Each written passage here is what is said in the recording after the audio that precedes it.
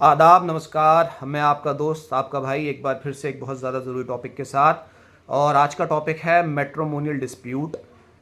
और जैसा कि हम सब जानते हैं कि जिस तरीके से आजकल मियाँ बीवी के विवाद हो रहे हैं, शादी के फ़ौरन बाद एकदम एक एक महीने बाद तक नौबत जो है वो तलाक तक पहुंच जा रही है। उस हिसाब से, जिस हिसाब से अगर ये रेशो चल रहा है, बहुत जल्दी ऐसा वक्त आ जाएगा कि लोग शादी करना ही छोड़ देंगे और शादी पे से विश्वास ही उठ जाएगा, जो कि मुझे लगता है बहुत ज़्यादा गलत है।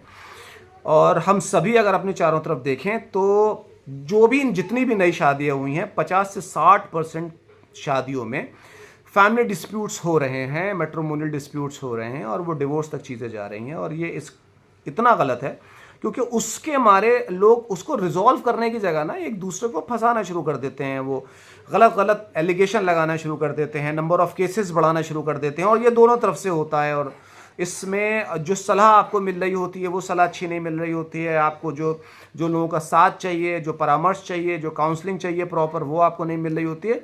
इसलिए ये बात करना बहुत ज़्यादा ज़रूरी है और जिसकी हम शुरुआत करते हैं। कुछ पॉइंट्स हैं, क्योंकि हमने परिवार परामर्श केंद्र में काम किया है, अपनी सर्विसेज दी हैं, उसको लीड किया है एज अ काउंसलर भी, एज अ इंचार्ज भी। इसलिए बहुत ज़्यादा ज़रूरी है जो मेरे हिसाब से एनालिसिस है। और एज अ वकील भी, क्योंकि हम लोग देखते हैं नंबर ऑफ केसेस रोज़ बढ़ते हैं हम पे। अगर रोज़ 3-4 केसेस आ रहे हैं तो 50% केसेस जो होते हैं वो मैट्रिमोनियल डिस्प्यूट के होते हैं। और जो भी आता है, चाहे लड़का पक्ष हो चाहे लड़की पक्ष हो, लड़की पक्ष आता है तो वो ये कहता हुआ आता है कि मुझे साहब जेल भेजना है लड़के को और उसके बाप को और उसके भाई को और सबक सिखाना है। और लड़का पक्ष आता है तो वो कहता है कि साहब मैं कुछ देना नहीं चाहता और मेरी बीवी ऐसी है और वैसी। और वकील को खूब मालूम होता है कि क्या सही है क्या गलत है, लेकिन ठीक है। तो हम अपना जो पॉइंट्स हैं, जिन चीज़ों को हमें ध्यान रखना है, मुझे लगता है ये वीडियो सबके लिए है और सबको सुननी चाहिए और सबको सुनानी भी चाहिए, ताकि हम अपने मियाँ बीवी का रिश्ता जो है वो अच्छा कर सकें। और एक चीज़ का और ध्यान रखिएगा, ये क्योंकि हम इसमें सिर्फ मियाँ बीवी की बात करेंगे तो इसका मतलब ये नहीं कि आप अपने माँ बाप के साथ बुरे हो जाएं या अपने भाई बहन के साथ बुरे हो जाएं या अपने पड़ोसी के साथ बुरे हो जाएं। इसका मेरा कोई ये मतलब नहीं है। लेकिन क्योंकि इस दुनिया में हम लोग के हिसाब से पहला रिश्ता जो था वो एडम और ईव का था और मियाँ बीवी थे, तो मियाँ बीवी का रिश्ता बहुत अहम होता है और बहुत ज़्यादा ज़रूरी होता है। तो हम इसमें मियाँ बीवी को फोकस करेंगे और हम सबको दरकिरार नहीं कर रहे हैं, आप इससे गलत मतलब मत निकालिएगा। मियाँ बीवी को लेकर चलते हैं। तो पहली जो चीज़ है वो है ट्रस्ट इशू। मियाँ बीवी में सबसे ज़्यादा जो दिक्कत आ रही है वो आ रही है ट्रस्ट की। और ट्रस्ट के बहुत सारे फैक्टर्स होते हैं। ट्रस्ट के ये फैक्टर्स होते हैं कि मेरा मियाँ या मेरी बीवी मुझे कम वेटेज देती है, अपने घर वालों को ज़्यादा वेटेज देती है, मुझे कम टाइम देती है, फ़ोन पे ज़्यादा बात करती है, मुझे कम इज्जत देती है, मेरी कम वैल्यू रखती है, मेरी कम तारीफ़ करती है।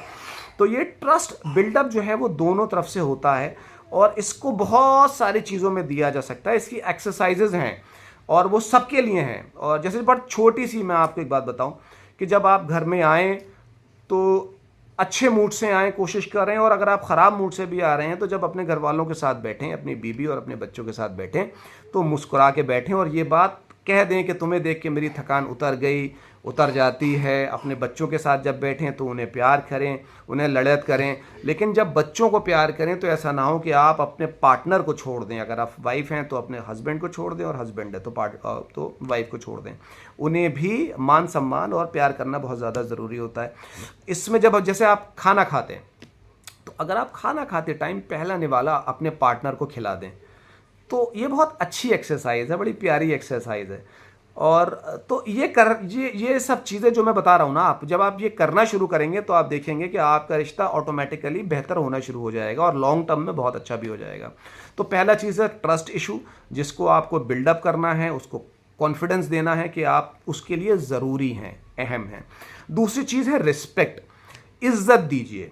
इज्जत का मतलब क्या होता है? ये नहीं कि आप उसको अपने सराखों पे चढ़ा लें या बिल्कुल ब्लाइंड फेथ में आ जाएं या आप उसको माँ से ऊपर समझें। मैं ये बात नहीं कहना चाह रहा।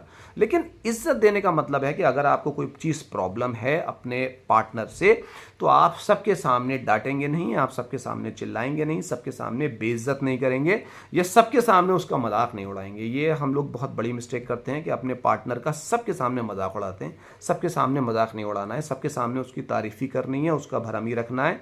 भले चाहे गलत ही सही, लेकिन उसकी तारीफ़ करिए और उसका भरम जो है वो रखिए। तीसरी जो चीज़ है वो है एक दूसरे की फैमिली मेंबर्स को कभी गलत मत कहिए। लड़का है तो जैसे लड़की के लिए तेरी माँ और तेरा बाप, और लड़की है तो तुम्हारे बाप और तुम्हारी माँ, ये मत करिए, ये बहुत गलत चीज़ है। और कभी भी एक दूसरे की फैमिली मेंबर्स में कंपैरिजन मत करिए। मेरी माँ ऐसी है, तुम्हारी माँ ऐसी है, मेरा भाई ऐसा है, तुम्हारा भाई ऐसा है, मेरा बाप ऐसा है, तुम्हारा बाप ऐसा है। ये चीज़ गलत है। कभी भी दो लोग एक से नहीं हो सकते, तो आप कंपेयर नहीं कर सकते।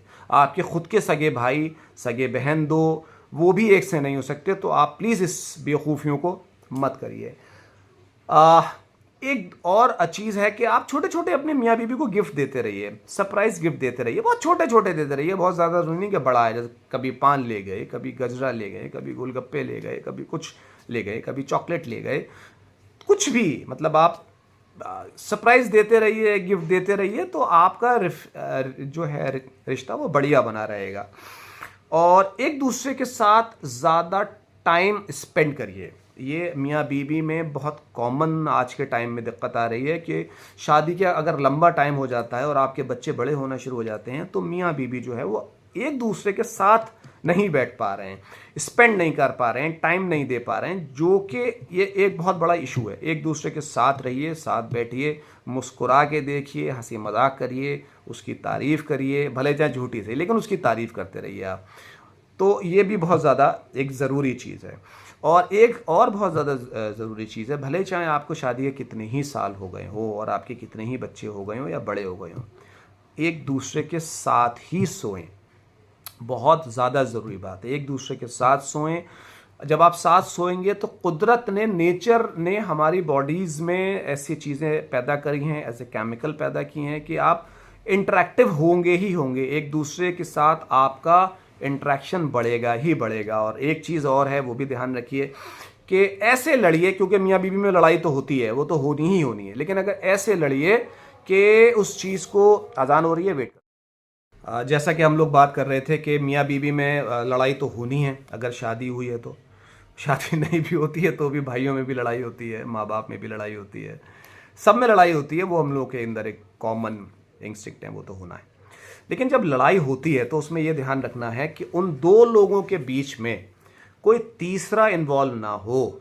ये आप दोनों का काम है, मियाँ और बीबी और हस्बैंड वाइफ दोनों का काम है कि आप किसी तीसरे को इन्वॉल्व नहीं करेंगे। अगर आप तीसरे को इन्वॉल्व नहीं करेंगे तो आपकी शादी कभी डिवोर्स तक नहीं जाएगी। आप मुझसे लिख लीजिए, आप मतलब आप जिस चीज़ पे चाहें मुझसे लिख लीजिए, मेरा तजुर्बा है, जब तक दो लोगों के बीच में रहेगी। और जैसे आप लोग बंद कमरे में प्यार करते हैं, वैसे ही बंद कमरे में लड़िए, खामोशी से, चुपचाप से, इंसानियत का जो तकाजा है उससे लड़िए। चीखिए, चिल्लाइए मत, जानवर मत बनिए, लोगों को दिखाइए मत कि आपके बीच में लड़ाई हो रही है। बेइज्जती मतलब आप अपनी खुद ही कर रहे होते हैं लोगों को बता के। भले चाहे आप ये कहें कि साहब मेरी बीबी ऐसी है या मेरा मियाँ ऐसा है या ये करती है या ये करता है, लेकिन वो बेइज्जती आप अपनी ही कर रहे होते हो। तो खामोशी से लड़िए, प्यार से लड़िए, जितना लड़ना है लड़िए, ये तो ज़िंदगी है ही लड़ने के लिए, लेकिन सुलह भी करते रहिए। और जब सुबह उठिए तो जो कल लड़ाई हुई थी उसको कोशिश करिए भूल जाएं। नई सुबह, नया स्टार्ट, एक फ्रेश जो है वो रिश्ता फिर से आप उसको लीजिए। और अपनी बीवी को ग्रीटिंग्स भी करिए और मियाँ को ग्रीटिंग्स करिए। बीबी है तो क्या कुछ खाएंगे, कुछ आपके लिए बना दूं, कुछ आपके लिए ये कर दूं, पकौड़े खाएंगे। बीबी के लिए है तो मियाँ ये पूछ सकता है कि तुम्हारे लिए आज कुछ ले आऊँ, कुछ खाने का मूड है, कुछ ऐसा है, कुछ वैसा है। हंसी मजाक, प्यार मोहब्बत, जो तारीफ़ करनी है करिए। छोटी छोटी बातें हैं ये, आप मतलब ये तो आप खुद समझ सकते हैं। और एक चीज़, उस चीज़ का और ध्यान रखें मियाँ बीवी दोनों कि हम लोग ये छोटी जो है गलती वो कर देते हैं कि जो मियाँ बीवी के इंटरनल मैटर्स होते हैं फैमिली के, उसमें ज़बरदस्ती हम लोग घुसते हैं। हम लोगों को नहीं घुसना होता है। अगर हमने सुन लिया कि हमारी बीवी के घर में कोई इंटरनल मैटर हो रहा है और जब तक हमारी बीवी हमसे ना पूछे, हमें उसमें नहीं घुसना, हमें अपनी राय नहीं देनी, हमें उन लोगों की बुराई नहीं करनी। यही बीवी के साथ है। अगर आपको ऐसा लग रहा है कि मियाँ के घर में कोई प्रॉब्लम है या दो भाइयों में कोई प्रॉब्लम है, अपनी टांग मत अड़ाइए, उसमें मत कूदिए जब तक आपके मियाँ आपसे ना कहें। और अगर आप कह भी रहे हैं या कह रही हैं, अच्छी राय दीजिए, उन्हें समझाइए कि कोई बात नहीं, आप दोनों सगे भाई हैं, ब्लड रिलेशनशिप है, हो जाता है, या माँ बाप का रिश्ता है तो हो जाता है। उसको तूल मत दीजिए, उसको भड़काइए मत, उसको निगेटिव मत करिए, ठीक है।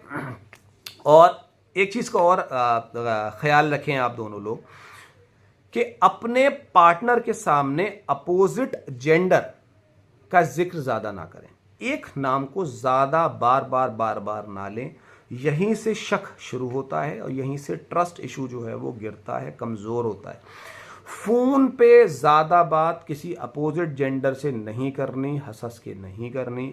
घर में कम से कम बीबी या पार्टनर्स के सामने तो नहीं करनी है, बीबी है तो मियाँ के सामने नहीं करनी है, मियाँ है तो बीबी के। और एक चीज़ जो सबसे ज़्यादा जो कमी है बेसिकली और जिस चीज़ की वजह से ये चीज़ होती है, ये फ़ोन। जिस दिन से ये फ़ोन आया है, मैट्रिमोनियल डिस्प्यूट आपस में बढ़ गए, बहुत ज़्यादा बढ़ गए। और सबसे ज़्यादा गलती जो है इसमें बीवियों की है।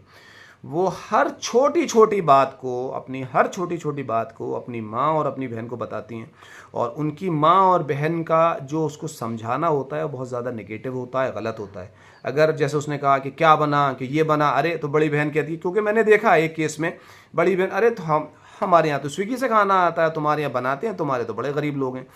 इस चीज़ को लेके इतना तूल पकड़ गया कि चीज़ें अब मैट्रिमोनियल डिस्प्यूट में आ गई। हर तरफ से दो तीन मुकदमेबाजी चल रही है, परेशानी चल रही है। यही लड़के की तरफ से भी है, यही लड़की की तरफ से भी है।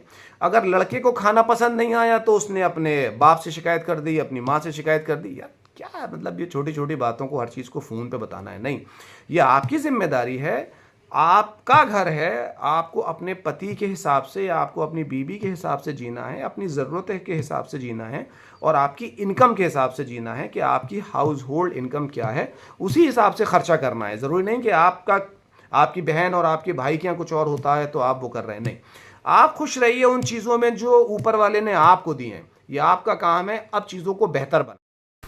और एक चीज़ को और याद रखें कि ये ज़िंदगी एक बार मिली है, बहुत छोटी है, उसमें भी जवानी के दिन आपके बहुत कम सालों के हैं। इसे एंजॉय करें, बेहतरीन बनाएं। और एक मज़बूत और अच्छा इंसान वही है जिसका अपनी बीवी के साथ रिश्ता अच्छा है, और जो अपनी बीवी को खुश रख सकता है वो खुद भी खुश रह सकता है। आप यकीन मानिए, अगर आपका मैट्रिमोनियल जो स्टेटस है वो अच्छा नहीं है तो आप कभी सुकून में नहीं रहेंगे या रहेंगी। अपने मियाँ या अपने बीवी की तारीफ़ करते रहिए, डे टू डे करते रहिए, इजहार मोहब्बत करते रहिए, वो बहुत ज़्यादा ज़रूरी है, चाहे गा के, चाहे शेर से, चाहे बातों से।